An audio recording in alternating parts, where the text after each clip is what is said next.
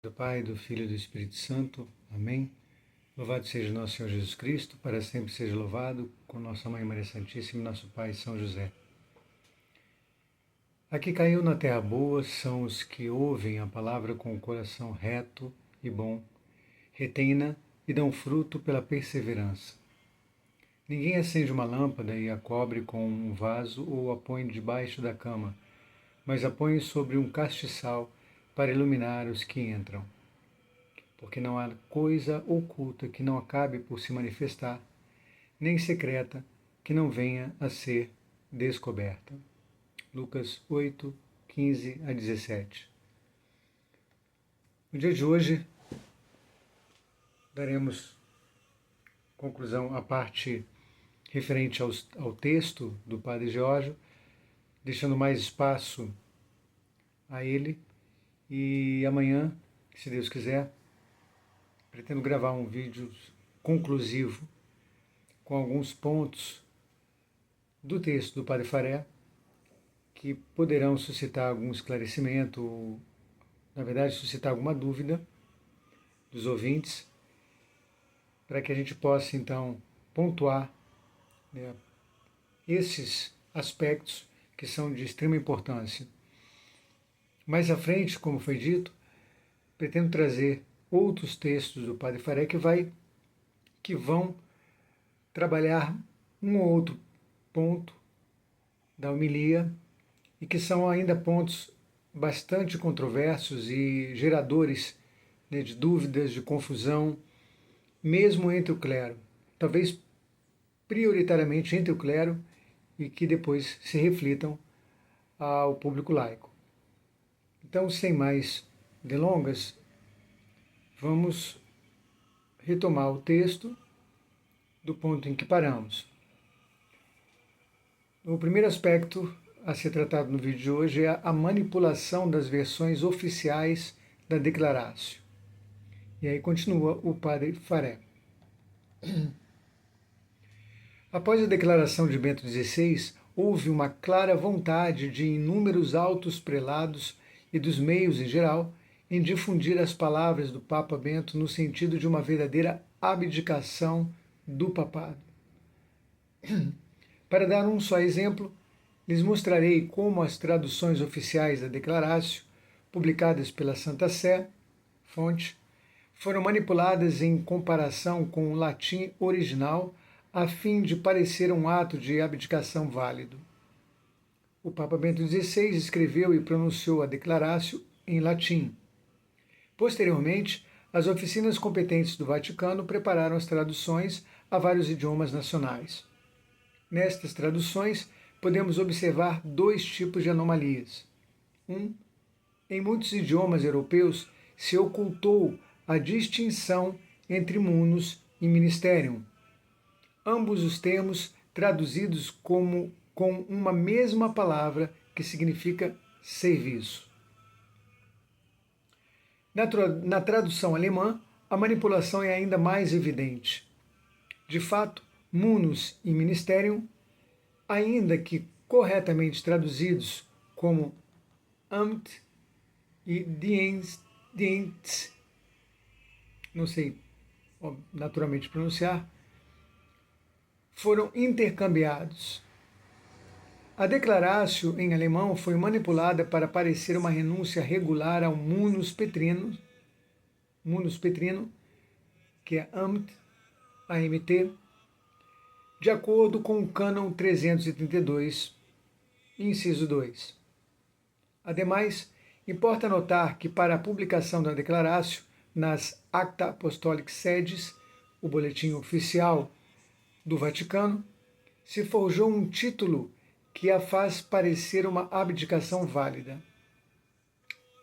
De Muneris Episcopi Romani Successores Sancte Petri Abdicatione, sobre a renúncia ao munus do bispo de Roma, sucessor de São Pedro. Esse, portanto, foi o título dado pelo Vaticano ao documento de Bento XVI, que, como vimos, ele quis que se intitulasse apenas declaração. Outro item, o silêncio dos cardeais. Passaram-se 11 anos, do momento que o padre Jorge escreve esse texto, desde a suposta renúncia de Bento, 16, e quase 2 anos de sua morte. E, no entanto, apesar da comoção causada pelas sérias dúvidas sobre a legitimidade da nomeação papal de Francisco, até o presente nenhuma voz se pronunciou. A falta de uma posição oficial da Igreja é todavia mais preocupante ao se considerar a gravidade do contexto em que este papado exerce seu ministério. Um contexto onde paira a dúvida sobre sua efetiva validade. Como pode a Igreja descurar a resolução de qualquer controvérsia possível acerca da legitimidade do papado de Francisco? Como se ignorasse que a dúvida sobre sua eleição legítima se traduz inevitavelmente na nulidade efetiva de seu mandato? Pergunta o padre Jorge. Embora os fiéis de toda categoria tenham o direito e dever de denunciar a situação, corresponde aos cardeais fazê-lo de modo oficial, a fim de retificá-la segundo o disposto no artigo 3 de Universi Dominici Gregis, que diz, aspas, além disso, estabeleço, João Paulo II, que o colégio cardinalício não possa, de modo algum, dispor acerca dos direitos da Sé Apostólica e da Igreja Romana, e menos ainda, deixar que se perca, direta ou indiretamente, qualquer coisa deles, mesmo que seja para compor dissídios ou perseguir ações perpetradas contra os mesmos direitos após a morte ou renúncia válida do pontífice. Seja preocupação de todos os cardeais tutelar estes direitos. Os cardeais têm o dever de se fazer respeitar. Aí segue o padre Faré. Os cardeais têm o dever de se fazer respeitar os direitos da Sé Apostólica. Não podem dispor deles a seu capricho, tampouco deixá-los declinar, nem sequer para evitar um cisma. Portanto, se um antipapa se assenta no trono petrino, o colégio cardinalício deve intervir. Quanto à eleição do Papa, as novas normas estabelecem ser de responsabilidade exclusiva desse colégio, como diz o artigo 33 da UDG. Aspas. O direito de eleger o Romano Pontífice corresponde unicamente aos cardeais da Santa Igreja Romana. Fica absolutamente excluído o direito de eleição ativa por parte de qualquer outra dignidade eclesiástica ou a intervenção do poder civil de qualquer ordem ou grau. Fecha aspas. A prova de fogo. As heresias pronunciadas por Bergoglio. Creio ter demonstrado amplamente que a eleição do cardeal Bergoglio como pontífice nunca teve lugar, devido a uma série de motivos canônicos. Este fato jurídico tem repercussões teológicas. Na ausência de uma eleição válida, a consequente falta de investidura divina faz com que Bergoglio careça da assistência do Espírito Santo. Se ele fosse Papa, estaria assistido pelo Espírito Santo como todo pontífice romano, não apenas ao se pronunciar ex cátedra, mas ainda em seu magistério ordinário. Fonte. Um Papa canonicamente eleito não poderia ser herético de maneira persistente, pois isso iria contra o dogma da infalibilidade papal. Agora veremos algumas heresias, as mais evidentes, em que Bergoglio caiu após sua eleição e não tenho constância de alguma retratação sua. Este breve repasso é suficiente para compreender quão terríveis são as consequências para toda a Igreja da usurpação do trono de Pedro. Primeiro exemplo, Amoris Laetitia. Em 19 de março de 2016, foi publicada a exortação apostólica Amoris Laetitia. De maneira enganosa, o documento afirma que já não é possível dizer que todos os que se encontram em alguma situação assim chamada irregular vivem em uma situação de pecado mortal, privados da graça santificante. Número 301. Implicitamente na exortação e explicitamente em declarações aclaratórias posteriores, Bergoglio chega a afirmar que os divorciados que vivem em uma nova união podem ser absolvidos e receber a Eucaristia sem receber a continência, sem exercer a continência, ou seja, persistindo na prática do adultério. Fonte. Isto é explicitamente contrário à palavra de Deus. Fonte. E ao magistério da Igreja. Pluralismo religioso. Em várias ocasiões, Bergoglio tem promovido pluralismo religioso. Em 4 de fevereiro de 2019, Bergoglio e aqui cita o nome do grande imã da mesquita Al-Aqsa, que não vou saber pronunciar, naturalmente, firmaram conjuntamente uma declaração intitulada Documento sobre a Fraternidade Humana, na que afirma, aspas, o pluralismo e a diversidade de religiões, de cor, de sexo, de raça e de língua são uma sábia vontade divina, com a que Deus criou os seres humanos. Esta sabedoria divina é a origem do direito à liberdade de credo e à liberdade de ser diferentes. Fecha aspas, fonte. Outro exemplo. Em 13 de setembro de 2024, durante um encontro com jovens em Singapura, Bergoglio disse, aspas, uma das coisas que mais me impressiona com relação a vós, jovens aqui presentes, é a capacidade para o diálogo interreligioso. E isso é muito importante, porque se começais a discutir minha religião é mais importante que a tua, a minha é a verdadeira, a tua não é, aonde isto nos leva? Todas as religiões são um caminho para Deus. Lembremos que a maçonaria também diz isso, ao menos em teoria. Há um só Deus para todos. Para fazer uma comparação, são como diferentes idiomas, diferentes línguas para chegar ali. Mas Deus é Deus para todos. E como Deus é Deus para todos, somos todos filhos de Deus.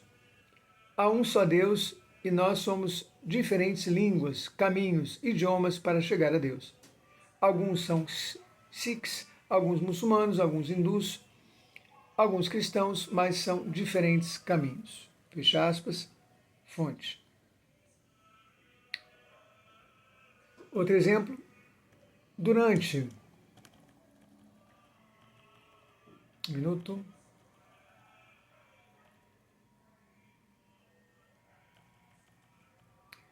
sua recente viagem à Ásia, em Jakarta, Indonésia, Bergoglio deu uma bênção válida para todas as religiões, sem invocar a Santíssima Trindade ou fazer o sinal da cruz. Fonte. É herético afirmar que Deus quer positivamente o pluralismo e a diversidade de religiões, tanto cristãs como não cristãs. A respeito, cito algumas fontes seguras para demonstrar como o pluralismo é contrário à doutrina da Igreja. Primeiro exemplo, ou primeira fonte, da Declaração Dominus Jesus da Congregação para a Doutrina da Fé. Aspas. O perene anúncio missionário da Igreja é posto hoje em perigo por teorias de tipo relativista, que tratam de justificar o pluralismo religioso, não só de fato, como também de iure, ou de princípio. Fonte. Da encíclica Redemptoris Missio, de João Paulo II, aspas, os homens não podem entrar em comunhão com Deus se não for por meio de Cristo e sob a ação do Espírito Santo. Esta sua mediação única e universal, longe de ser obstáculo no caminho para Deus, é a via estabelecida pelo próprio Deus. E disso Cristo tem plena consciência. Mesmo quando não se excluam mediações parciais, o que é o caso dos santos e, de modo especial, da Virgem Maria, de qualquer tipo e ordem, mesmo que não se excluam essas mediações de qualquer tipo e ordem, como essas que eu dei como exemplo.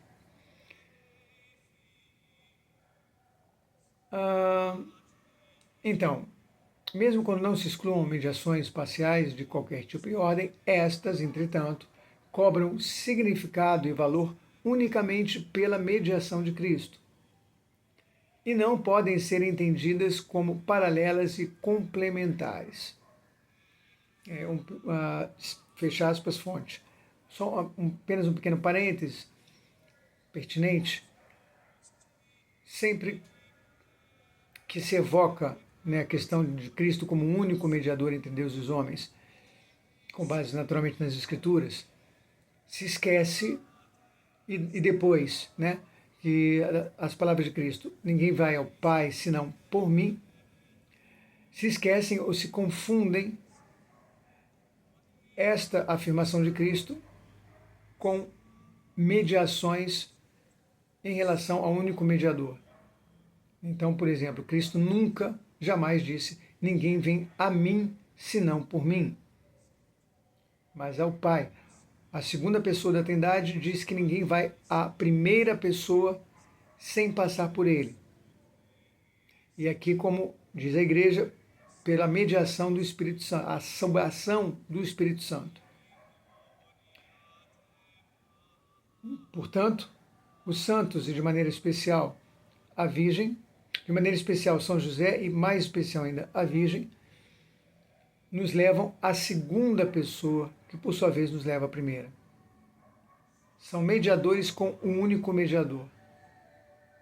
É disso que se trata a intercessão dos santos, sem contradição alguma com as Escrituras, porque nelas Cristo continua sendo o único mediador entre Deus e os homens. E os santos e a Virgem, mediadores entre Cristo e os homens, uma vez que existem três pessoas distintas em um único só Deus.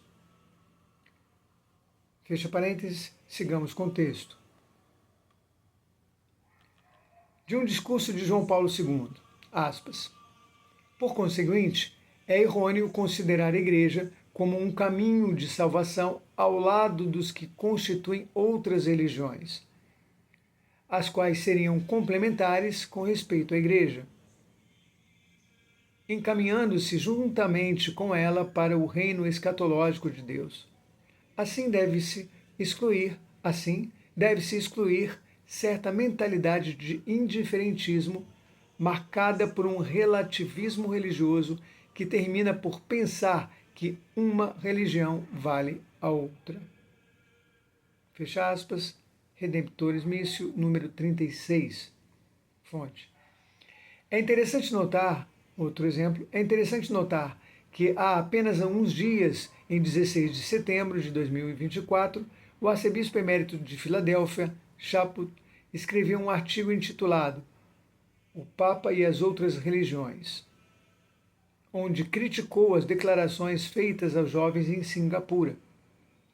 Chaput assinalou que, embora todas as religiões expressem a busca de Deus, só Jesus Cristo é o caminho para a salvação, como o afirma claramente a doutrina católica. Também enfatizou que a tarefa do pontífice é ensinar a fé de maneira clara, já que comentários vagos ou imprecisos podem gerar confusão entre os fiéis. Fonte. Absolvição sem arrependimento. Em várias ocasiões, Bergoglio afirmou que o sacerdote deve sempre conceder a absolvição ainda quando o penitente não tenha a intenção de arrepender-se. mas isto contradiz o ensinamento da Igreja sobre o sacramento da penitência, que requer o arrependimento do penitente, como afirma o cânon 987 do Código de Direito Canônico e o número 1451 do Catecismo da Igreja Católica. Fontes. Em 10 de dezembro de 2022, durante um encontro com os seminaristas em Barcelona, Bergoglio afirmou que, aspas, ainda que não se veja um propósito de emenda, sempre se deve perdoar. Fecha aspas. Novamente, aspas, em nenhum caso se pode negar a absolvição, pois do contrário o sacerdote se converteria em instrumento de um juízo malvado, injusto e moralista. Fecha aspas, fonte. Em 18 de maio de 2024, na Basílica de São Zenão, em Verona, falando a sacerdotes e consagrados sobre o sacramento da penitência, afirmou: por favor, perdoem tudo, e quando as pessoas venham se confessar, não queiram indagar, mas como? Nada. Por favor, que não seja uma sessão de tortura. Por favor, perdoem tudo. E perdoem sem fazer sofrer. Perdoem abrindo o coração à esperança. Fecha aspas, fonte. Em 24 de setembro de 2024, ao reunir-se com os jesuítas em Timor-Leste, reiterou novamente o perdoar sempre, acrescentando: confesso que em 53 anos de sacerdócio nunca neguei uma absolvição, ainda que fosse incompleta. Fecha aspas, fonte. Cultos pagãos da Mãe Terra. Em várias ocasiões, Bergoglio tem promovido ou participado de cultos pagãos da Mãe Terra. Em 7 de outubro de 2019, dia da festa de Nossa Senhora do Rosário, na abertura do Sínodo sobre a Amazônia, Bergoglio, junto com alguns cardeais e bispos, levou em procissão à Basílica de São Pedro uma estátua de madeira que representava a deidade pagã da Mãe Terra, chamada Pachamama. Realizou-se um verdadeiro ato de culto idolátrico, conduzindo à profanação da Basílica de São Pedro. Já em 4 de outubro de 2019, na véspera da abertura do Sínodo, o ídolo Pachamama havia aparecido nos Jardins Vaticanos durante uma cerimônia oficiada por leigos de origem andina, assistida por Bergoglio, cardeais e bispos. Na ocasião, Bergoglio abençoou a estátua da Pachamama e a recebeu como presente. As imagens do evento mostram religiosos e religiosas prostrando-se com o rosto em terra ante o ídolo. Durante sua viagem ao Canadá, em 27 de julho de 2022, Bergoglio participou de um ritual espiritista durante o qual um xamã indígena pediu aos participantes, além de Bergoglio estavam presentes vários cardeais e bispos, que formassem espiritualmente um círculo e visualizassem o fogo sagrado enquanto ele honrava a terra, o vento e o fogo. Durante o rito, o xamã pediu aos participantes que pusessem sua mão sobre o coração e evocou um demônio com estas palavras. Aspas. Peço à avó ocidental que nos dê acesso ao círculo sagrado dos espíritos, para estarem com a gente, para poder estar unidos e mais fortes juntos. Fecha aspas, citação. Fiducia Supplicans. Em 18 de dezembro de 2023, o Dicastério para a Doutrina da Fé publicou a Declaração Fiducia Supplicans sobre o sentido pastoral das bênçãos. O documento afirma o seguinte, aspas, pode-se entender a possibilidade de abençoar a pares em situações irregulares e pares do mesmo sexo. Citação. Em particular, o documento manipula o significado da bênção a fim de poder se outorgar a pares homossexuais ou irregulares. Não obstante, como explicou o ex-prefeito da Congregação para a Doutrina da Fé, o cardeal Miller, abençoar estas pessoas como membros de pares do mesmo sexo, significa aprovar suas uniões, ainda que sem equiparação com o matrimônio. Isto, portanto, é uma doutrina contrária ao ensinamento da Igreja Católica, já que sua aceitação, mesmo não sendo diretamente herética, leva logicamente à heresia. Fecha aspas, citação. Umas 20 conferências episcopais e outros tantos bispos diocesanos e grupos de sacerdotes rejeitaram este documento, o que vai criar um problema a posterior que veremos. O fato denota um problema, que na verdade é uma contradição, né, para os que têm na figura de Francisco o seu Papa legítimo.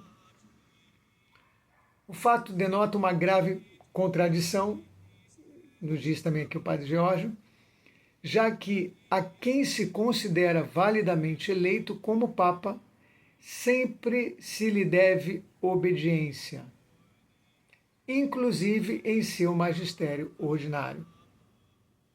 Depois ele vai citar fontes e vai aprofundar essa questão em outro texto que pretendemos trazê-lo. Outras graves questões. Os 3 pontos que lerei a seguir não tratam sobre heresias, mas seguem sendo assuntos graves a se ter em conta. Primeiro, em 2018, Bergoglio chegou a um acordo permitindo ao governo chinês eleger os bispos católicos no país. Além disso, ordenou a vários bispos católicos leais a Roma que cedessem suas dioceses a bispos nomeados pelo Estado. Este acordo foi renovado em 2020 e novamente em 2022. Coisa que não ocorreu, por exemplo, com a Igreja à época da Revolução Francesa. 2. Bergoglio promoveu repetidamente a administração de soros experimentais, qualificando-a de ato de amor. Lembram? Sem considerar as preocupações morais sobre o uso de células procedentes de linhas celulares obtidas de fetos humanos abortados, voluntariamente nas provas e produção, pisoteando os direitos de consciência dos fiéis, inclusive com respeito aos possíveis perigos de tais experimentos. Fonte. Em julho de 2021, Bergoglio publicou o Motu Proprio Traditionis Custodes, fonte, introduzindo limitações para a celebração da Santa Missa segundo o Missal de 1962. Ao fazê-lo, além de interromper a reforma da reforma litúrgica, desejada e iniciada por Bento XVI, também rejeitou essa hermenêutica da continuidade que tanto lhe era cara. Isso ainda em vida de Bento.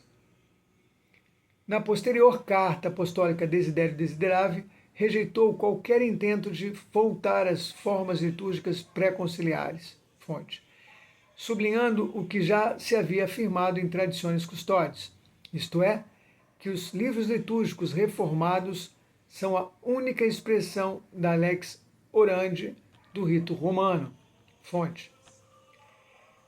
Este não é o lugar para uma análise da reforma litúrgica pós-conciliar, e remeto a meu livro e o Sacrifício Perfeito, o Sacrifício Perfeito, uma obra do padre Geórgio, para uma exposição das posições de Bento XVI sobre a hermenêutica da continuidade e a reforma da reforma. Fonte. Faço simplesmente notar aqui que Bento XVI, com o motu proprio Summorum Pontificum e a promoção da forma extraordinária do rito romano, buscou corrigir a deriva litúrgica estendida após o concílio e que não refletia em absoluto suas intenções. Fonte. Segundo o conhecido adágio lex orandi, lex credendi, qualquer alteração na liturgia sagrada, essa expressão significa a lei da oração, é a lei da fé, assim como se reza, se crê, assim como se crê, se reza. Qualquer alteração na liturgia sagrada acarreta inevitavelmente repercussões na fé do povo. As ações de Bento XVI vinham dirigidas a restaurar o sentido do sagrado que as interpretações errôneas da reforma litúrgica haviam gradualmente despojado do rito. É de proveito notar, neste sentido, um precedente histórico. A Inglaterra, no século XVI, em menos de 50 anos, passou de uma nação fervorosamente católica a uma nação anglicana. Uma transformação tão rápida e efetiva não se deu através de um esforço de catequese ou pregação.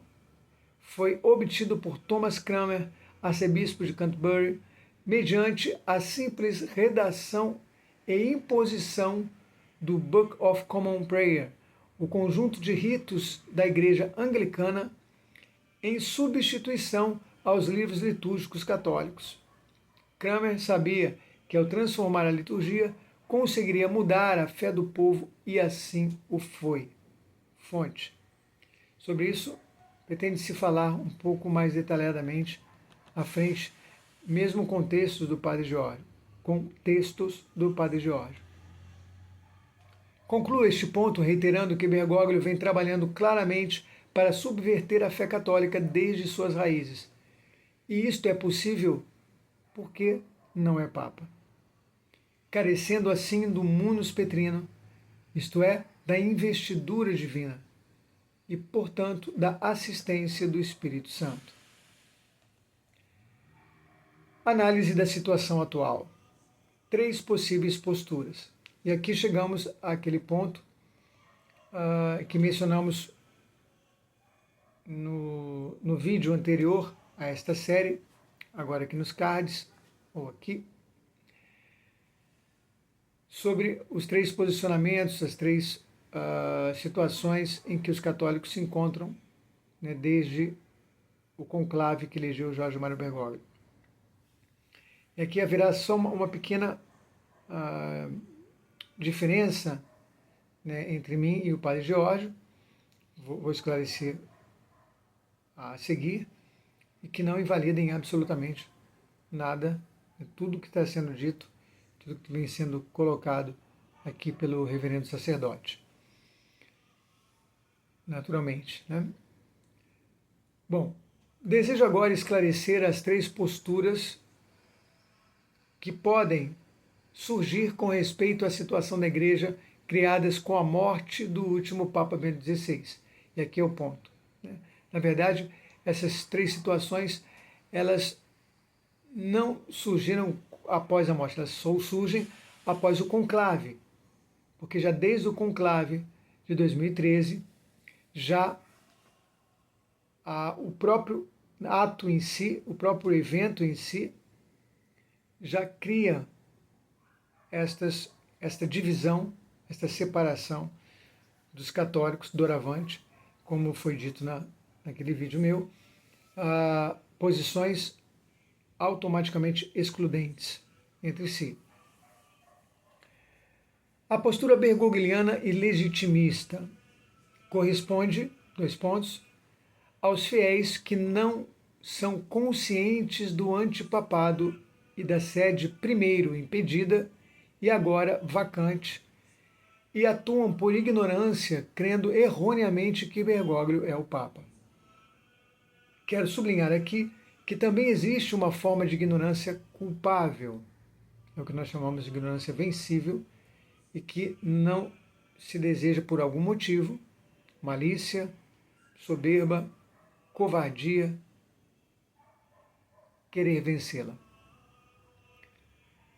Observei e sigo observando a muitas pessoas, incluindo sacerdotes, e acrescentamos bispos, cardeais, diáconos, que não se informam adequadamente, aderem ao pensamento dominante sem conhecer as fontes. Dentro da postura bergogliana estão ainda aqueles fiéis que reconhecem a crise da Igreja e as heresias manifestas de Bergoglio, o criticam e lhe desobedecem. Aqui está aquela contradição, né, dita mais acima, mas por vários motivos o consideram validamente eleito. Em outro texto, o Padre Jorge vai aclarar mais esta situação, este ponto. A postura, aí, segundo posicionamento, a postura da sede vacante não declarada corresponde àqueles fiéis que reconhecem Bento XVI como o último Papa e que depois de sua morte se instaurou a sede vacante, conforme o Código de Direito Canônico. Esta é a postura que sustento e defendo. E faço minha as suas palavras. 3. A postura sede-vacantista tradicionalista corresponde aos fiéis que reconhecem a crise da Igreja e as heresias manifestas de Bergoglio, o criticam, lhe desobedecem, não o considerando validamente eleito, cometendo, porém, o grave erro de não considerar verdadeiros papas sequer os pontífices eleitos depois de Pio XII. Minha postura. Ao renovar minha estima pelo sodalício sacerdotal mariano, é uma associação de sacerdotes criadas pelo sacerdote italiano Alessandro Minutella, o padre Alessandro Minutella, que o convidou ao padre Giorgio para fazer parte do sodalício. Desejo comunicar-lhe que não solicitei meu ingresso nele. Esta minha decisão foi tomada em consciência por razões pessoais e não vem motivada pela hostilidade. Portanto, rogo a não se utilizar este fato como pretexto para fomentar divisões entre os sacerdotes. Muito lúcido aqui o padre Jorge. Bem como em toda a sua exposição e suas razões para a decisão tomada. O que já une a todos, aí ele esclarece, né? Detalha, o que já une a todos os sacerdotes que têm escolhido a verdade acima de tudo é a fidelidade a Jesus Cristo e a sua igreja.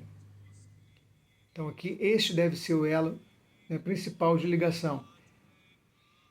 É precisamente ele quem, falando aos nossos corações sacerdotais, nos faz compreender onde e como quer que trabalhemos, guiando-nos com seu amor providencial. Independente de estarem juntos numa mesma associação ou não. Em resumo, esta é a minha postura. Afirmo que Bergoglio não é o Papa, ou seja, que não recebeu a investidura divina, munus, e que exerce apenas ilegitimamente o ministerium, com o que pode ser qualificado como usurpador do trono de Pedro. Esclarecendo, exerce 2 dos 4 ministérios já vistos anteriormente. Ainda hoje não reza e não sofre pela Igreja como fez Bento XVI. Afirmo que Bergoglio caiu em várias heresias como anteriormente demonstrado. E reitero, não pretendo afirmar que Bergoglio não seja Papa porque é herege. De extrema importância este ponto, uma vez mais. Ou que deva ser deposto porque é herege. Afirmo que nunca foi Papa pelo demonstrado na primeira parte do meu discurso.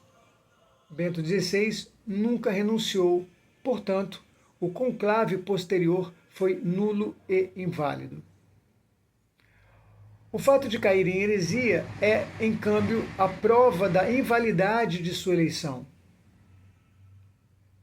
De fato, um Papa canonicamente eleito nunca poderia ser herege, porque isto anularia o dogma da infalibilidade papal. E aqui apenas um outro pequeno parênteses para deixar bem sentado, né? Toda e qualquer pessoa que fosse eleita naquele conclave de 2013, ainda que cardeais como Cardeal Burke, Cardeal Sará, ainda que Monsenhor Viganò, Monsenhor Atanasius, ainda que padres como Padre Paulo Ricardo, Padre José Eduardo, etc.,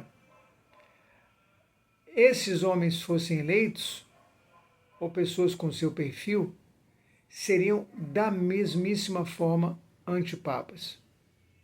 Porque o conclave seria inválido e nulo. Do mesmo modo, como veremos, que qualquer outro conclave que venha nesta mesma linha,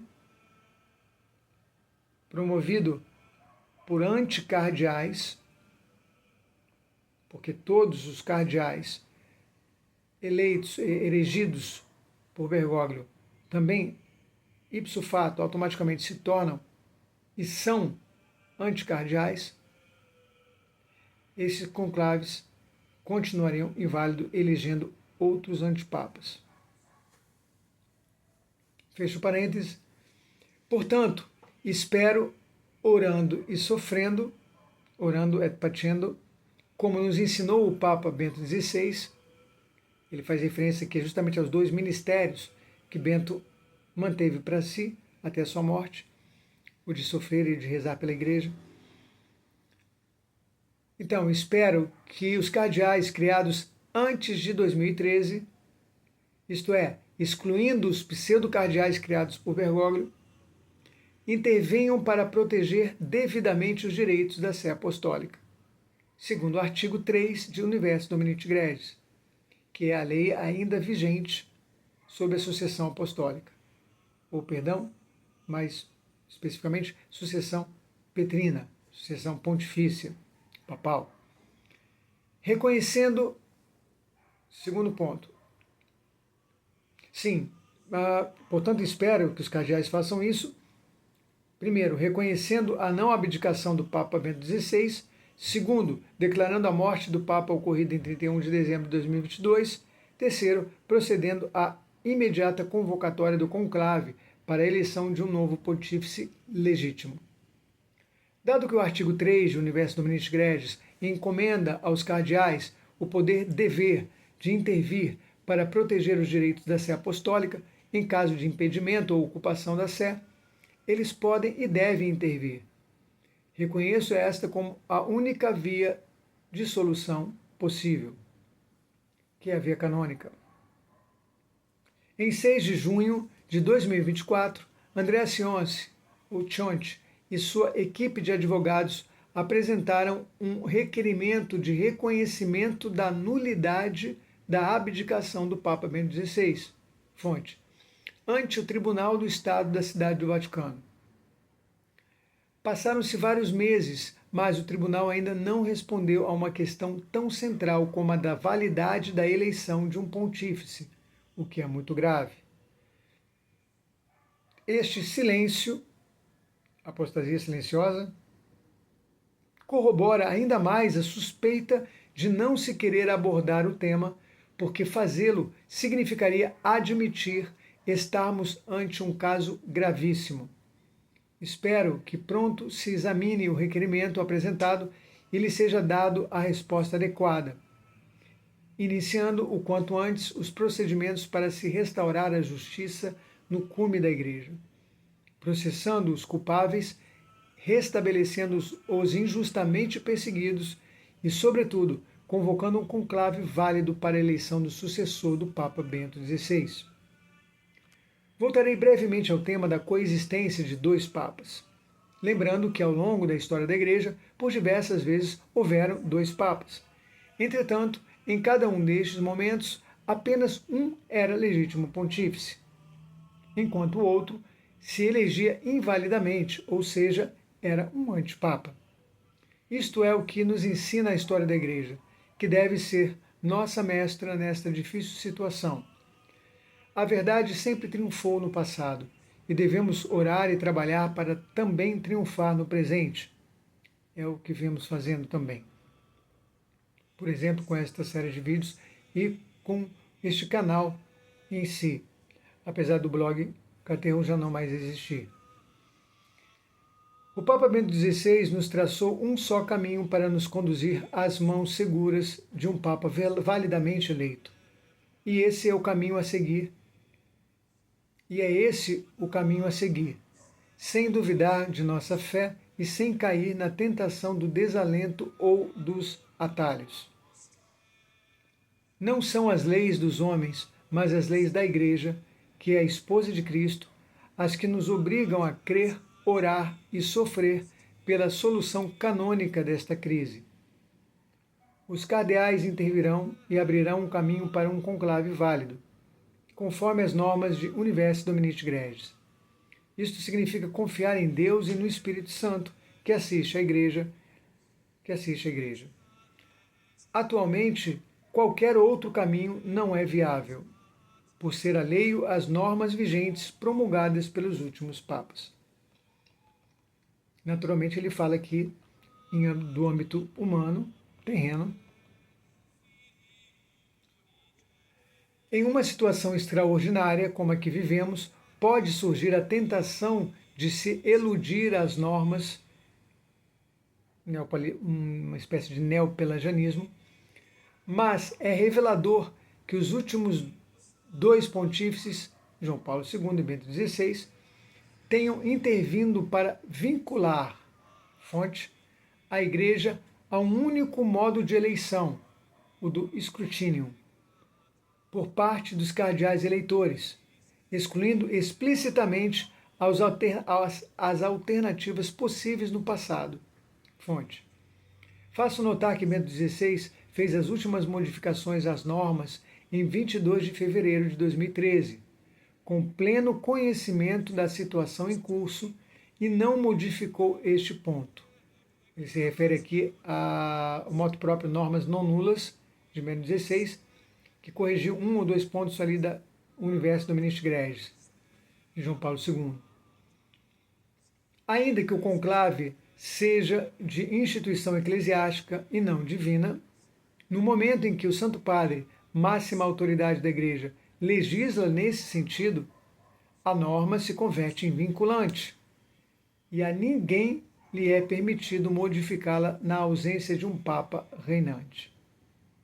A quem me ouvir, e só um outro detalhe, vejam, ainda para os que consideram Francisco como Papa, que em sendo de fato de direito, em sendo de direito, poderia anular tanto a Universi Dominici Gregis, anular incompleto ou retificá-la, e mesmo as normas não nulas de Bento, não fez. Portanto, tanto a Universi Dominici Gregis, a UDG, quanto as normas não nulas seguem vigentes, mesmo ainda em considerando o pontificado de Francisco como legítimo. A quem me ouvir, não peço estrita confiança em minhas palavras. Nunca o faria em uma questão tão grave. Isso chama-se honestidade intelectual e mesmo moral. Como sempre fiz, peço que verifiquem tudo o que aqui vai exposto. Bastará com baixar o texto desta homilia e encontrarão um link na descrição do vídeo. Isso porque no momento que ele está pronunciando esta homilia, está sendo gravado um vídeo e publicado em meus perfis sociais. Verão, e também, se alguém preferir, pode solicitar pelo e-mail, pelo nosso e-mail, que vai na descrição desses vídeos. Verão que tudo o que eu disse se respalda em quase 100 notas de rodapé, mais precisamente 100 notas. E uma bibliografia incluindo mais de 90 fontes, inclusive de várias línguas, nas que se baseia a minha decisão. Poderão consultá-las diretamente a fim de verificar e aprofundar o que apresento.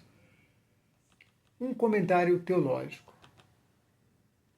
Depois de haver exposto minha posição sobre a crise atual, importa agora aprofundar nas raízes teológicas desta situação para se compreender melhor as implicações doutrinais, eclesiais e espirituais delas derivadas. Natural, afinal, quem nos fala é um doutor em teologia, pela Gregoriana. A eliminação do caterron. O termo caterron provém do grego e significa o que retém, ou, como vimos, o obstáculo. o que obstaculariza algo. Na teologia católica, só antes de adentrar nesse ponto, antes de seguir com a leitura, um pequeno esclarecimento. Existe um estudo extremamente bem feito, criterioso, sério, recheado de fontes, da página Em Glória e Majestade, espanhola, de língua espanhola, e que deixarei o link do primeiro artigo também aqui na descrição. Esse texto, esse artigo, ele é composto foi subdividido em 15 partes, 15 pequenas partes, de 2 ou 3 páginas, e que, de forma exaustiva, faz um trabalho de exegese e hermenêutica a respeito do termo cateon. E verifica-se aí, nesse estudo, que originalmente o que São Paulo quis dizer, de fato, com caterro, quem ele dizia ser o caterron era justamente o anticristo. Você pode se perguntar naturalmente, mas caterron de quê? É um obstáculo a quê? O que retém o quê? O que retém a vinda de Cristo, a segunda vinda. O que retém a parousia, o que tenta atrasar a parousia. Não cabe aqui aprofundarmos mais essa questão. Convido. A época, quando existiu o blog, foi feita a tradução de todos esses 15 artigos, pertencentes a essas 15 partes, e publicamos no blog. Infelizmente, como foi dito, estava no antigo computador que me foi furtado e o blog, como saiu do ar, acabou se perdendo. Mas hoje é bem fácil, né? Fazemos essa tradução. Se Deus quiser, ainda pretendo refazê-la e alocá-la em algum lugar. Mas valeria muito a pena, né? O que não invalida, o que importa destacar aqui é o seguinte: o que não invalida as outras interpretações exegéticas, hermenêuticas, como, por exemplo, a que faz o Padre Faré, na esteira de muitas outras pessoas, santos, inclusive comentaristas, de aplicar esse termo também a algum obstáculo, a algo que retém a própria vinda do anticristo. Ou seja, um caterron do caterron. Isso é válido e em cima dessa acepção é que foi dado, por exemplo, o nome desse canal. Aderindo a esta interpretação possível também, exegética e hermenêutica. Para deixar sentado, né? Não que nós tenhamos colocado esse nome em homenagem ao anticristo, mas justamente a essa outra interpretação, que é a interpretação que o Padre Faré vai nos brindar agora. Retomando, o termo caterro provém do grego, significa o que retém. Na teologia católica, entende-se como a força ou entidade que retém o avanço do anticristo e a iniquidade. Portanto, é esse o sentido dado ao nome do nosso canal. A miúde, se o tem identificado, esse caterro, com o papado, considerando a única realidade com poder de frear o avanço do homem de iniquidade. Fonte. Interpretado por Santo Agostinho e Santo Ireneu de Leão como o anticristo. O Papa Bento XVI representa o cume da essência caterrônica que cada Papa significou na história da Igreja. De fato, durante os anos de seu pontificado ordinário, Bento cumpriu com o seu magistério o papel de caterro frente ao mundo e seu pensamento relativista e anticristão, como todos os demais papas antes dele. Só para concluir a aclaração sobre o caterro, para deixar realmente bem sentado, quando foi dado o nome, né, do blog e do então site, do então blog Cateon e deste canal, eu ainda não tinha tido contato com esse estudo. Mas, como a minha intenção era justamente a dessa interpretação, a do Cateon como obstáculo ao anticristo, que pode ser o papado, como nos diz aqui, pode ser a ordem, o direito romano, né? A cosmovisão católica, a cristandade, tudo isso pode ser colocado na interpretação. Então, resolvi manter, né, o nome, apesar de depois, inclusive, comungar mais com esta interpretação deste estudo, que faz muito mais sentido, né, quando analisamos à luz das fontes mostradas nesse estudo, o contexto ali do Cateon. Voltando. Então, ele fala que, nesse sentido, vamos retomar para não perdermos o fio da meada. O Papa Bento XVI representa o cume da essência caterrônica que cada Papa significou na história da Igreja. De fato, durante os anos de seu pontificado ordinário, Bento cumpriu com seu magistério o papel de caterro frente ao mundo e seu pensamento relativista e anticristão, como todos os demais papas antes dele. Mas, com sua declaratio, atuou de uma maneira completamente nova para a salvação do papado e da Igreja. E este é o ponto. Como Papa impedido, se converteu no caterro de forma eminente, em especial frente ao pensamento subversivo e fortemente neomodernista dentro da Igreja. Salvaguardou o papado e, portanto, a Igreja.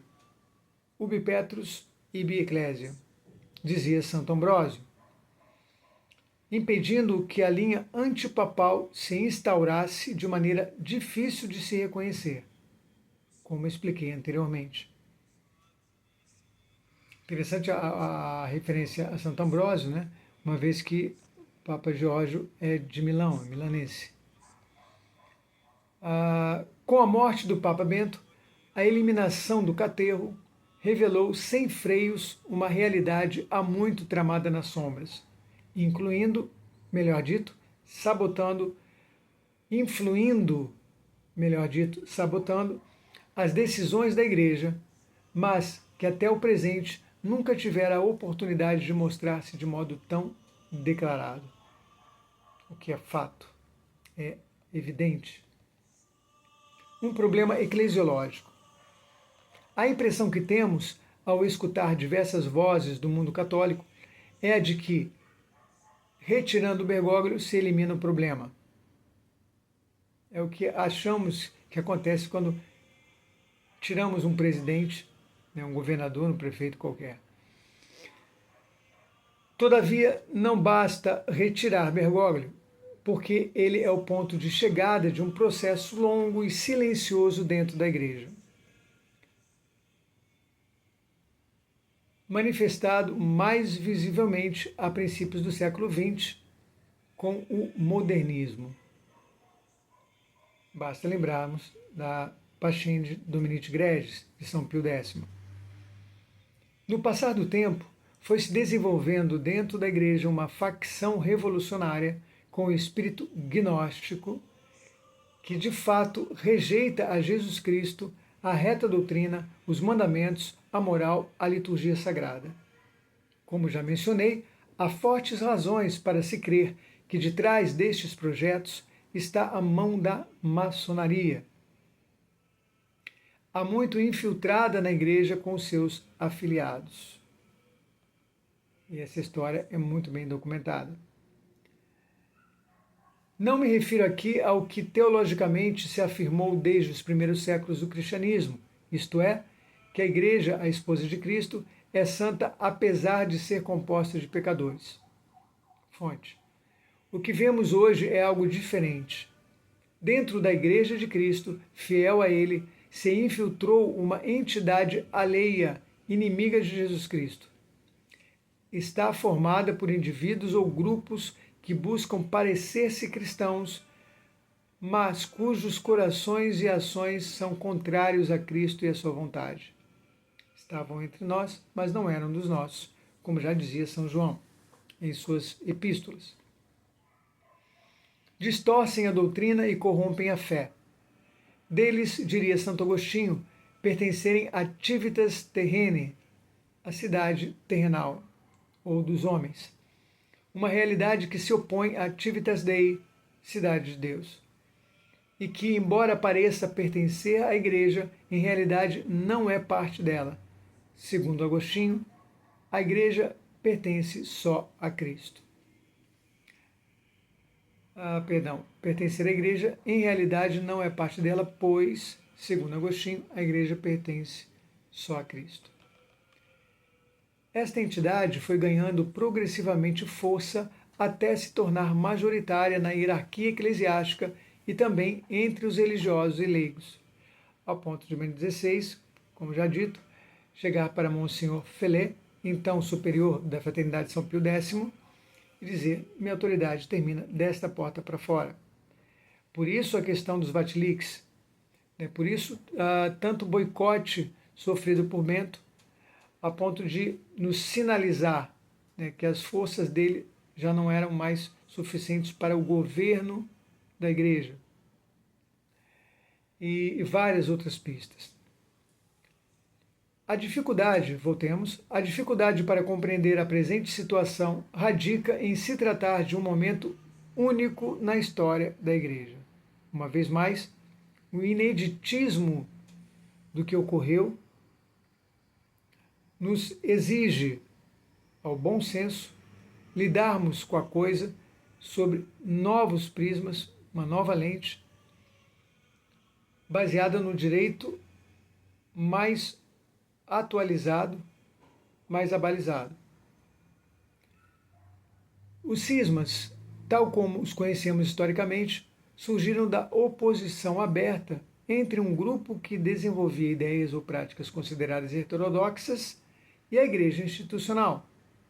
Estes conflitos doutrinais, disciplinares ou de poder, geralmente levaram a uma ruptura em que a igreja manteve suas estruturas e a continuidade com a tradição apostólica, enquanto que o grupo cismático, não reconhecido, se separou, buscando um novo lugar para formar novas estruturas e comunidades.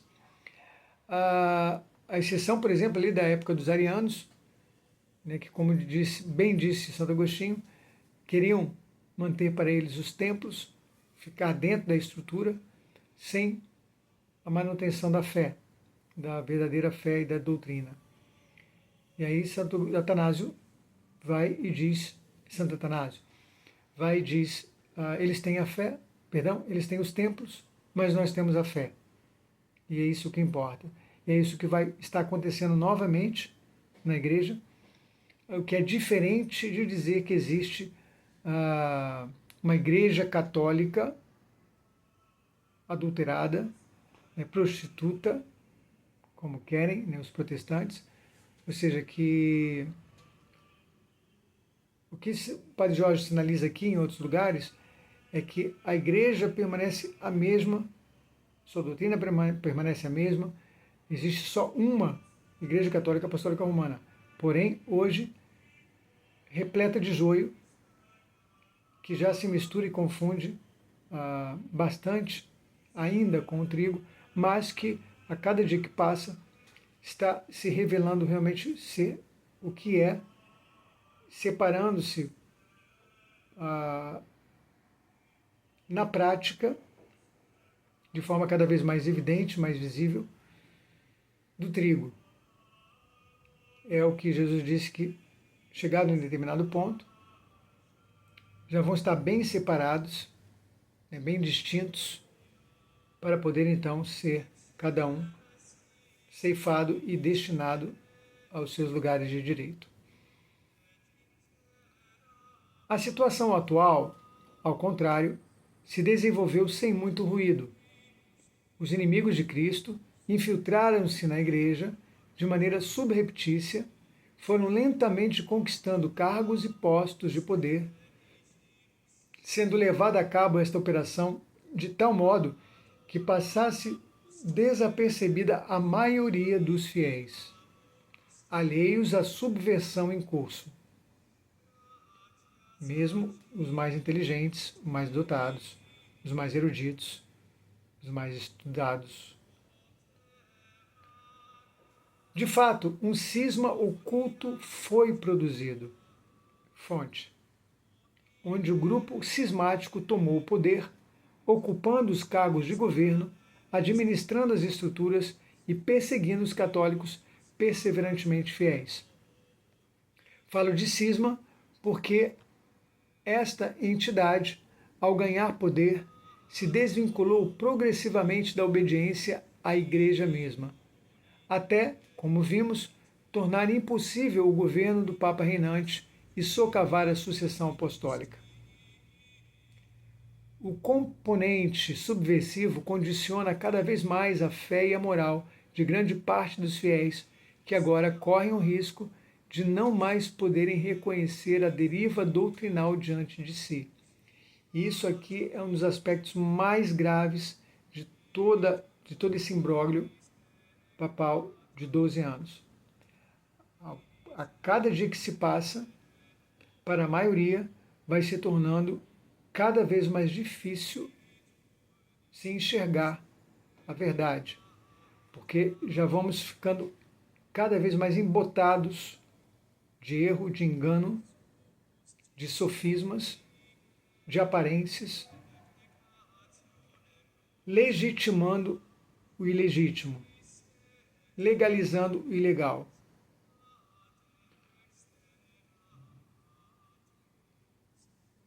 Voltamos. Outro sim, há um grupo de católicos, e aqui se situam muitos consagrados, que teriam as condições para se dar conta do que sucede, mas que optaram por remar com a maré. Não só consagrados, sabemos, muitos leigos, inclusive com grande influência na opinião de toda a igreja, detentores de canais, de blogs, de meios de comunicação, muito bem seguidos, curtidos, likeados, comentados, compartilhados, o que torna a sua culpa um tanto mais grave, porque sabemos a quem muito é dado.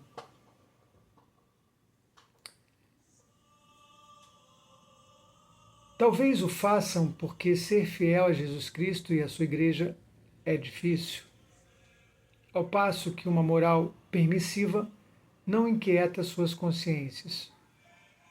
Ou, mais simplesmente, permanecem em silêncio porque falar significaria converter-se em marginalizados, arriscar tudo, perder apoios, prestígio e simpatia, e likes, e curtidas, e seguidores, e dinheiro.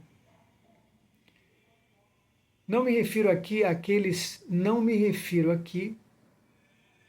àqueles que em consciência e por razões fundadas decidiram esperar para revelar suas posições. Essa distinção feita pelo Padre Faré é extremamente procedente, pertinente. Falo daqueles que por preguiça, ou por malícia, ou por covardia, ou por soberba, nem sequer consideram alçar a voz para desmascarar o engano. Em resumo, deixando de lado, de momento, a questão da legitimidade, Bergoglio está onde está porque se o permitem, posto que a maioria dos católicos não se opõe à gravíssima situação descrita. O mal impera porque o bem permite. Ou melhor, o mal impera porque os bons o permitem. O que fazer? Todos aqueles que, em seu coração e consciência, reconhecem que Bergoglio não é o Papa, estão hoje chamados a reafirmar sua pertença à Igreja Católica Apostólica, tomando distância da facção cismática. Não proponho o conceito típico da heresia cátara de uma igreja dos puros. O termo cátaro significa puro, né? Mas do povo de Deus que, apesar de sua imperfeição, quer ser fiel a Cristo. Não se trata de formar uma nova igreja, mas de custodiar e defender a fundada por Jesus Cristo. A igreja, entendida como o corpo místico de Cristo, em união com Ele, não está corrompida, mas é santa e imaculada. É o povo de Deus, fiel a ela, aquele que se encontra em tal minoria que já não tem voz. Graças a Deus por estarmos com a minoria, na porta estreita, no caminho estreito. Urge agora, entrando pela porta estreita, trilhando o caminho estreito, urge agora a necessidade de lutar para viver a fé católica, visto sermos governados por uma hierarquia em grande parte cismática, ainda que bem intencionada, mas, na prática, de iure, pelo direito, cismática. Porque em comunhão pertinaz com um antipapa, com uma anticabeça, com um antivigário de Cristo. Somos obstacularizados e perseguidos precisamente por quem deveria nos apoiar e proteger. Todos os dias temos de lutar para afirmar a verdade, enquanto muitos ao nosso redor trabalham para destruí-la. Devemos declarar o distanciamento desta hierarquia cismática a respeito da Igreja Católica e aferrar-nos a esta última, a própria Igreja, decididos a ser fiéis a Jesus Cristo, fortalecidos só pela fé na sua promessa. Tu és Pedro, e sobre esta pedra edificarei a minha igreja, e as portas do inferno não prevalecerão contra ela. Mateus 16, 18. Esperaremos que os cardeais validamente criados antes de 13 de março de 2013 declarem a sede vacante e elejam um novo pontífice. Precisamente porque cremos na Igreja e confiamos em sua indefectibilidade, estamos seguros de que o Senhor intervirá e, a seu devido tempo, fará com que volte a estar governada por um Papa legítimo. Na história da Igreja, este tipo de sofrimento já ocorreu, como o demonstram os aproximadamente 40 antipapas existentes. Não podemos saber quando isto ocorrerá e não nos é útil tecer hipóteses. Um dado nos consola. A situação atual já havia sido anunciada por figuras destacadas que previam um momento crítico na Igreja, no que haveria uma crise de fé e os fiéis se reduziriam a um pequeno rebanho. Primeiro, o então professor Ratzinger, ainda sacerdote, disse em 1969: da crise de hoje surgirá uma igreja bastante reduzida, tornar-se-á pequena e terá de começar quase do princípio. Começará de novo, com pequenos grupos, com movimentos e uma minoria que voltará a colocar a fé e a oração no centro da experiência e voltará a experimentar os sacramentos como um serviço divino e não como um problema de estrutura litúrgica. Fonte. 2. Paulo VI disse a Jean Guiton: agora repito a mim a obscura frase de Jesus no Evangelho de São Lucas: quando o Filho do Homem retornar, encontrará fé sobre a terra? Às vezes releio o Evangelho do fim dos tempos e constato neste momento surgirem alguns signos desse fim. Estamos próximos ao fim? Pergunta o Papa a seu amigo filósofo. Pode ocorrer que este pensamento não católico dentro do catolicismo se converta amanhã no mais forte, mas nunca representará o pensamento da igreja. Deve substituir um pequeno rebanho, deve subsistir um pequeno rebanho, por pequeno que seja. Fonte. E não nos esqueçamos, né, principalmente do catecismo da igreja, no seu número 675, que prevê e mesmo vaticina justamente esta situação de uma verdadeira impostura religiosa, a ponto de um então cardeal Karol Wojtyła, na década de 70, ter já mencionado a pugna, a luta entre uma igreja e uma anti-igreja, um evangelho e um anti-evangelho. Então, ou seja, em outras palavras, já fomos muito bem avisados e há tempos sobre isto. E o curioso é que justamente no momento em que isto ocorre, diante dos nossos narizes, nos recusamos em reconhecer. Segue o Padre Jorge.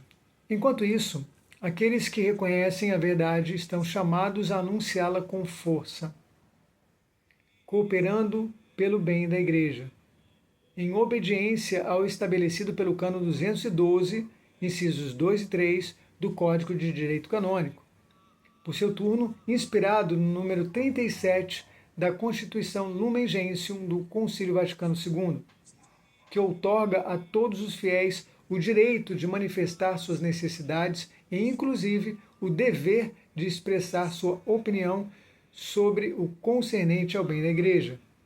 Fonte. Claro, com os devidos critérios e a devida competência. Encomendemo-nos à oração, invocando a Deus e a Virgem Maria. Supliquemos sua intervenção com confiança, mantendo-nos firmes na fé. Seguros de ser escutados. Em particular, peçamos às crianças e aos jovens que rezem.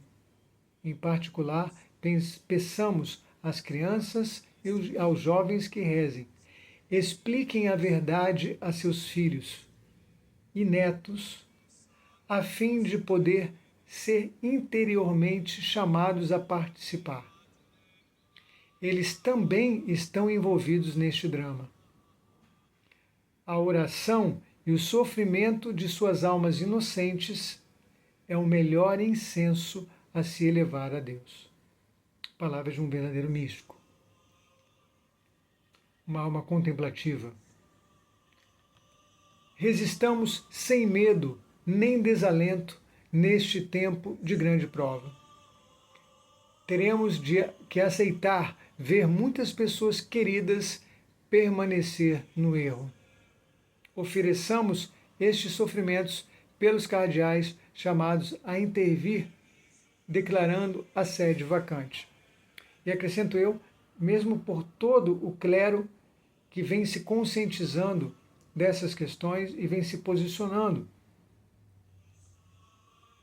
mesmo sob sanções como uma excomunhão, como uma redução ao Estado laico, todas ilegais, claro, mas que não deixam de causar enormes sofrimentos a essas pessoas. Afastamentos, alijamentos, linchamentos, inclusive, se não literais, figurados, e que vêm heroicamente e santamente, como os mártires, como os confessores da fé, do lado da verdade, né, insistindo em uma perseverança para se, utilizando as palavras de Bento, para se tornarem verdadeiros cooperadores da verdade. Por fim, permaneçam unidos e formem redes.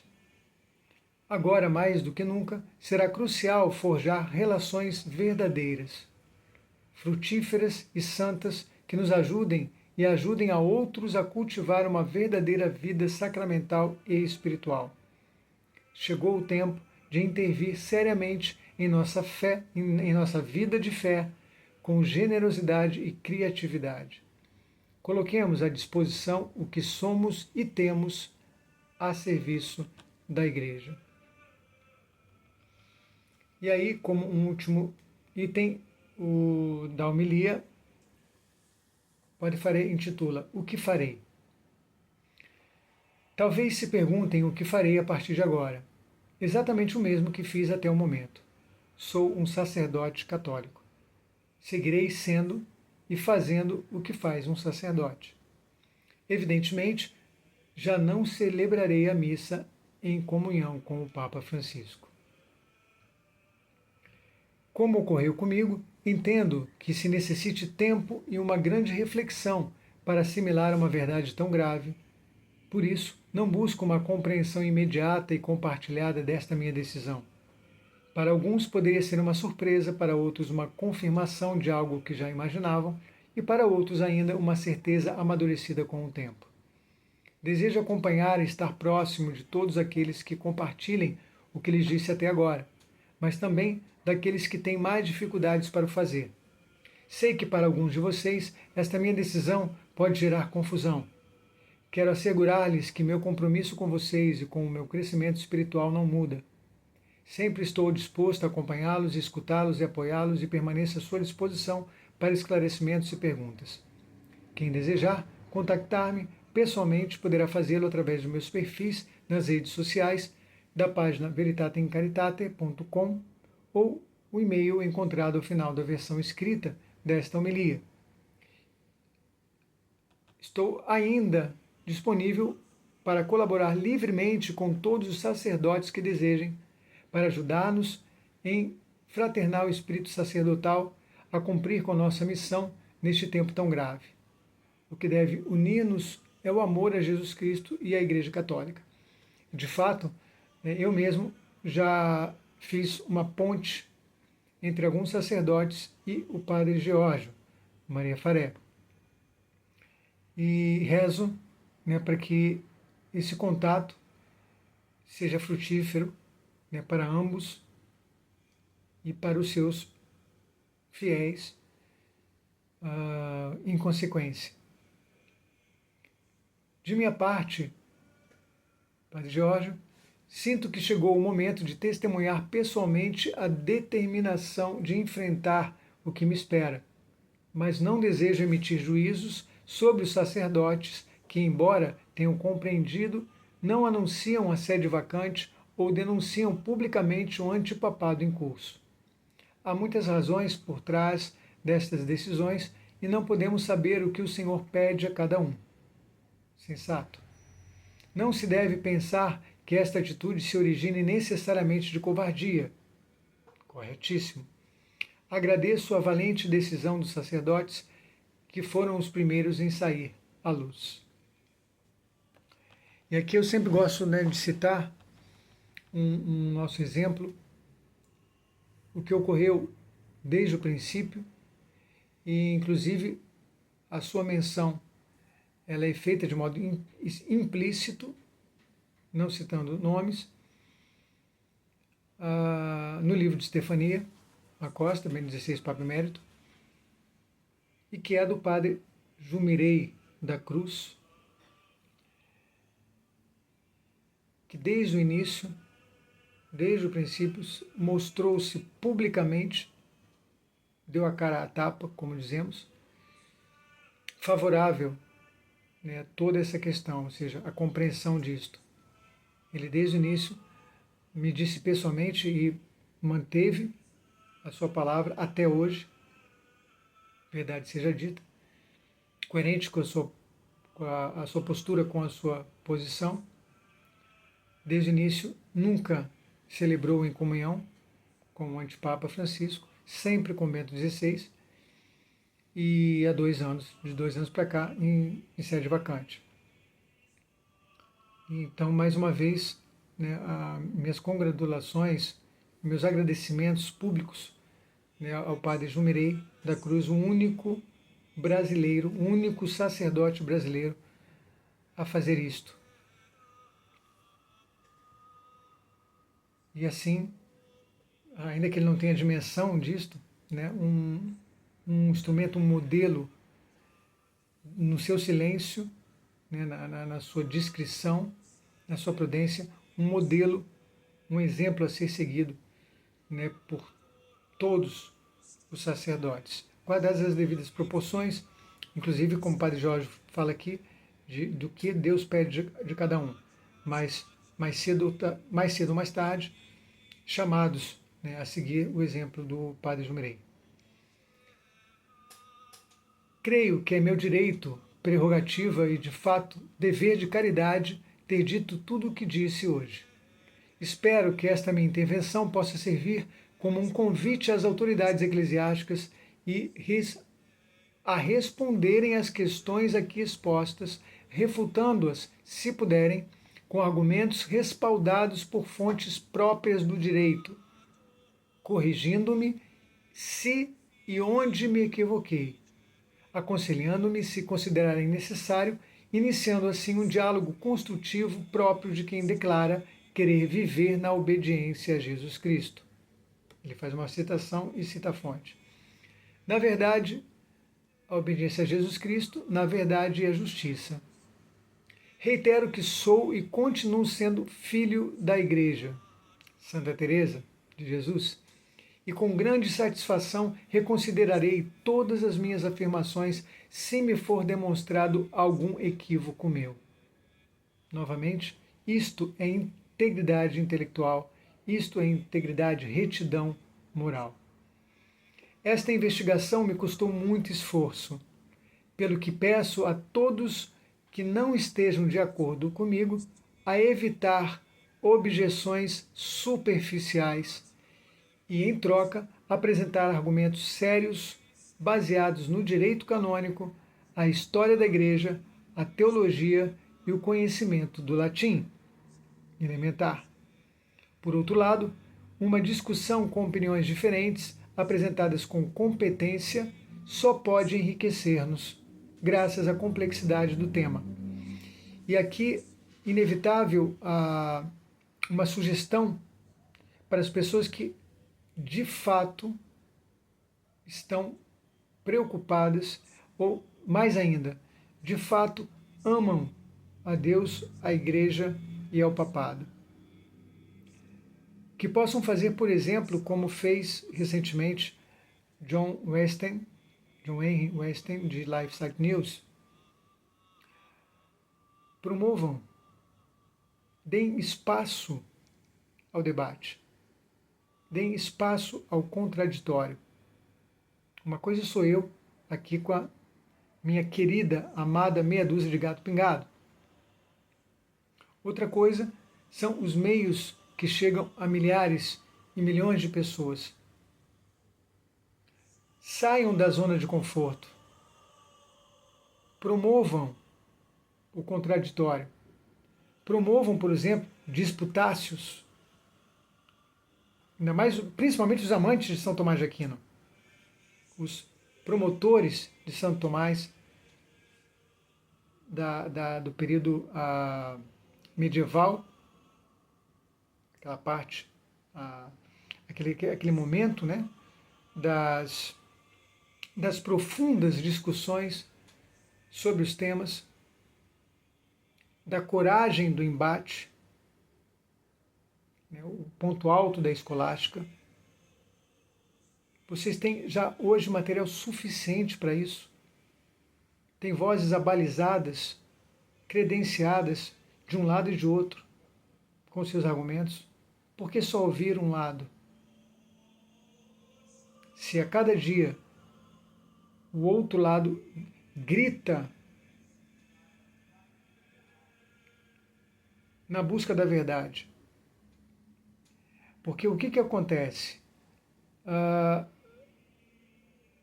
Se não é dado esse espaço, mesmo para as três correntes, a tendência natural das pessoas que vão se escandalizando, ficando cada vez mais perplexas com o que o pontificado bergogliano vem fazendo, a tendência natural, o que já está acontecendo, é elas descambarem para o outro extremo, que é o sede-vacantismo. Quando justamente o meio termo, a segunda posição, colocada, que é a correta, que é a verdadeira, pelo direito e pelos fatos, a essa cada vez a essa continuam querendo calar, censurar, silenciar, cancelar, mesmo os bons, e talvez principalmente mais eles do que os demais, já utilizados como uma espécie de, com relação ao pontificado bergogliano, uma espécie de resistência, de oposição controlada, o que acaba, como já foi dito, ajudando a corroer, a erosionar cada vez mais o próprio papado e a própria igreja como um todo. Já nos aproximando do final, um esclarecimento sobre heresia e cisma. Segundo o direito canônico, a heresia e o cisma são dois delitos distintos. A heresia se opõe à unidade da fé, enquanto que o cisma se opõe ao vínculo da caridade. Fontes. E o cisma, em seu sentido estrito, não implica necessariamente heresia. Fonte. O que disse nesta homilia não se enquadra nas categorias de cisma ou heresia. Não se enquadra na categoria de heresia porque o cânon 751 do Código de Direito Canônico define a heresia como a negação pertinaz, depois de recebido o batismo, de uma verdade que deve ser crida com fé divina e católica, ou a dúvida pertinaz sobre a mesma. Fecha aspas. Em tudo o que disse neste discurso, não neguei nem duvidei dos dogmas, tampouco das verdades da fé. Em particular, não duvidei, de fato afirmei, defendi, do dogma da indefectibilidade da Igreja. Um período de 11 anos não é algo sem precedentes na história da Igreja, quanto à duração de uma crise relacionada com o antipapa. Houve momentos na história da Igreja em que os antipapas reclamaram o papado e foram seguidos por uma parte significativa do clero e os fiéis, inclusive santos. Alguns exemplos incluem a época do cisma do Ocidente, 1378 a 1417, durante o qual houve até 3 rivais reclamando a cadeira de Pedro. Em alguns casos, estas situações de cisma e confusão duraram muitos anos, inclusive décadas. Com respeito ao dogma da infalibilidade papal, não o nego. Ao contrário, sustento ser precisamente este dogma o que proporciona uma prova da ilegitimidade de Bergoglio, enquanto Papa. Como já mencionado, se ele o fosse, não poderia produzir documentos que contradigam os mandamentos de Deus, a doutrina católica, os pronunciamentos definitivos de seus predecessores e seu ministério ordinário. O que disse tampouco se encaixa na categoria de cisma, porque se chama cisma a rejeição da sujeição ao sumo pontífice ou da comunhão com os membros da Igreja a ele submetidos. Código de Direito Canônico, número 751. Para que se constitua o delito de cisma, em sentido estrito, se requerem as seguintes condições. 1. Deve-se retirar diretamente, expressamente ou indiretamente, através de suas ações, da obediência ao Romano Pontífice e separar-se da comunhão eclesiástica com o resto dos fiéis, inclusive se não se unir a uma seita cismática separada. A retirada, 2, deve-se fazer com obstinação e rebeldia. 3. A retirada deve-se fazer em relação com o que constitui a unidade da Igreja. E 4. Apesar desta desobediência formal, o cismático deve reconhecer o Romano Pontífice como o verdadeiro pastor da Igreja, e assim professar como artigo de fé a devida obediência ao Romano Pontífice. Fontes. Mas, como tenho repetido em várias ocasiões, todo esse discurso parte do fato de que o chamado Papa Francisco não é Papa. E se Bergoglio não é o Romano Pontífice, desobedecer a ele e à hierarquia em comunhão com ele não é cisma. Nos próximos dias, voltarei a este texto e o comentarei com calma em minhas redes sociais, lendo também todas as notas, para que todos possam compreender melhor um tema tão delicado. E aqui eu remeto, né, o ouvinte deste vídeo, a mesmo que com algum sacrifício de colocar legendas, etc., que possam acompanhar toda a série de mais de 40 vídeos, ou 40 vídeos feitos posteriormente a esta homilia, em que o Padre Faré vai retomá-la desde o início, lendo as notas, fazendo comentários, aprofundando, trazendo outros exemplos, né? Inclusive atualizando as pessoas sobre o que ocorreu com ele após o pronunciamento dessa homilia e o que vem ocorrendo, a ponto de chegar ele também à excomunhão e à retirada de sua ordem, como vimos no primeiro vídeo dessa série, através da reportagem do LifeSite News, e que se mantém de pé para que não caia até o momento, e por isso necessita ele e os demais como ele, também o Padre Jumirei, muito de nossas orações, nossos sacrifícios e mesmo na possibilidade de nossa ajuda financeira material. Gostaria de encerrar esta intervenção lhes narrando uma fábula de um filme. Foi precisamente desta fábula, que retirei a inspiração para o título de minha intervenção de hoje. Lerei as palavras do personagem que a conta, as fazendo minhas. E nós também fazendo as nossas. Aspas. Na aventura final desta maravilhosa terra, na que os animais falam com os seres humanos e um majestoso leão os anima a todos ao amor, à fé e ao valor, no último capítulo desta bela história escrita para crianças, ocorreu que os inimigos do leão haviam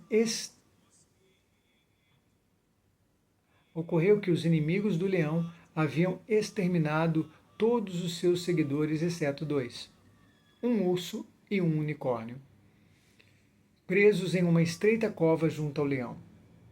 O malvado rei enviava continuamente hordas de soldados à cova para tentar eliminá-los, mas não conseguiam porque o leão, o urso e o unicórnio os repeliam. Finalmente, o malvado rei enviou um mensageiro que disse: o que realmente queremos, o único que nos interessa é o leão. Entregai-o e sobreviverão. Claro, a ti, unicórnio, te cortaremos o chifre de um só golpe e te faremos puxar uma carroça pelo resto da vida. E a ti, urso, te poremos cadeias e bailarás no circo. Mas ambos sobreviverão. O leão, então, olhou seus amigos nos olhos e lhes perguntou: o que pensam fazer? O urso e o unicórnio sorriram e responderam: de todas as formas em que poderíamos morrer, esta é exatamente a que teríamos escolhido. O urso, o leão e o unicórnio não buscavam o caminho fácil. Jesus tampouco o buscava quando aceitou a cruz. Há muitas pessoas que não creem na história de Jesus, da mesma forma que não creem na história do leão, do urso e do unicórnio. Estou aqui com vocês esta manhã porque creio em ambas e nunca entregarei a esse leão. Fonte: Louvado seja Jesus Cristo. Padre Jorge Maria Faré, 13 de outubro de 2024. E-mail. E assim conclui-se o texto, que vem seguido agora da bibliografia e das fontes. Com isso também encerramos, ou pelo menos quase, essa pequena série.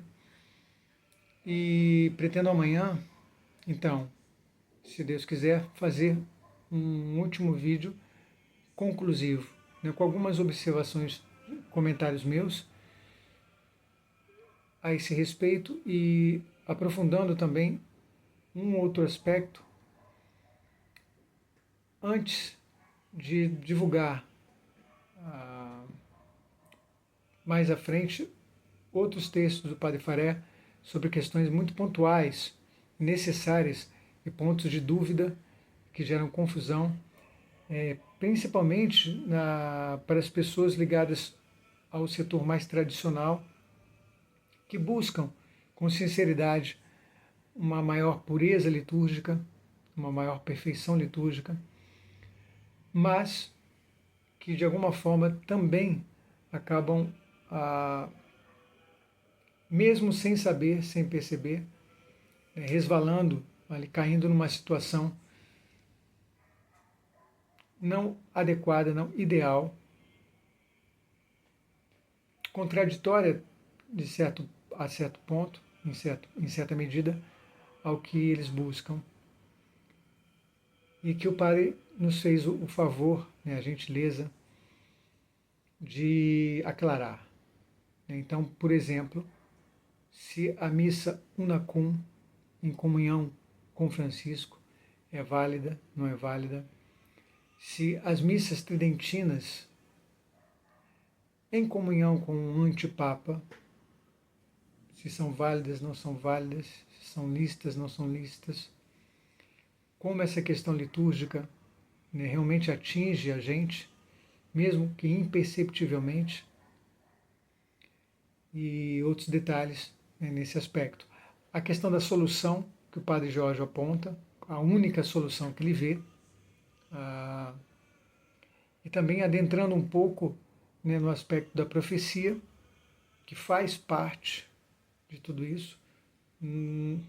Claro, lógico, não interpretada ao bel prazer, conforme o dogma protestante do livre-exame, mas com base em interpretações autorizadas, né, em fontes seguras, enfim, para a gente poder então dar um fechamento nesta série.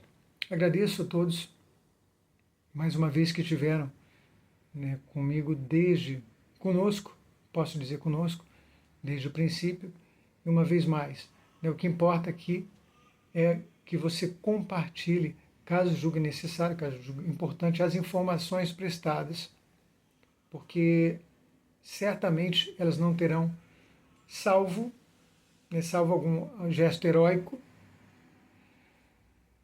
de católicos que realmente se preocupam com a verdade dos fatos e que estão realmente querendo saber ainda hoje o que passou e que deem um espaço.